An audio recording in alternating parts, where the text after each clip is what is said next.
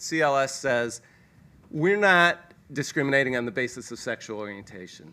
We're focusing on conduct and on or on the conjunction of belief and conduct. Now, and by the way, unrepentant homosexual conduct is explicitly a prohibited basis for membership by CLS. Melissa didn't mention that explicitly when she was going through it, but it is explicitly stated. It's not just something that you can infer from their other definitions. Unrepentant homosexual conduct is explicitly a prohibition.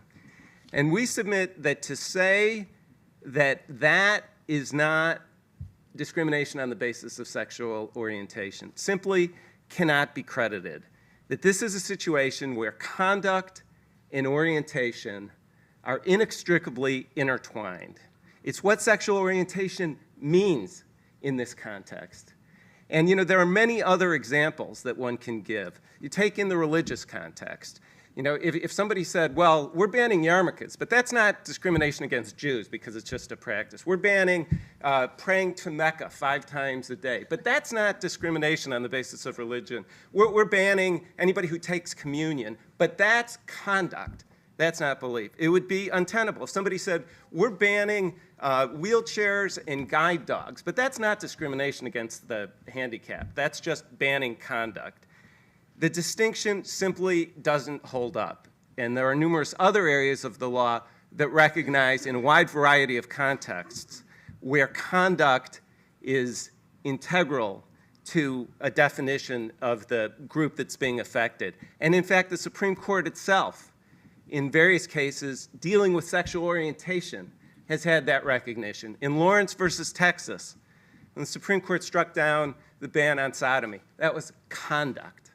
And it was related to, and very specifically in Justice Kennedy's opinion, to the personal nature of what was at stake.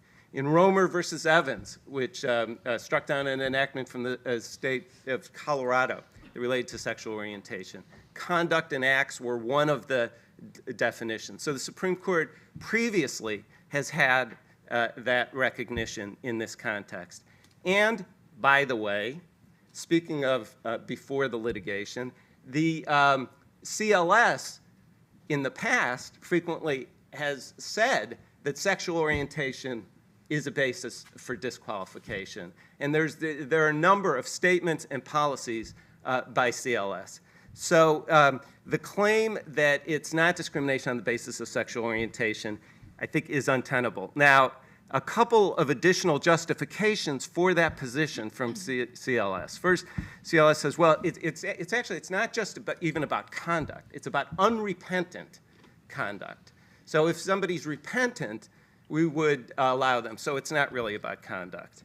Now, once again, and you think about this in other contexts, saying whatever else you want to say about that, saying that that's not discriminating on the basis of sexual orientation is simply not tenable. It would be like saying if a white supremacist group said, we'll admit blacks as long as they admit they're inferior. Or if a male group said, we'll admit women as long as they admit they're inferior, their places in the home.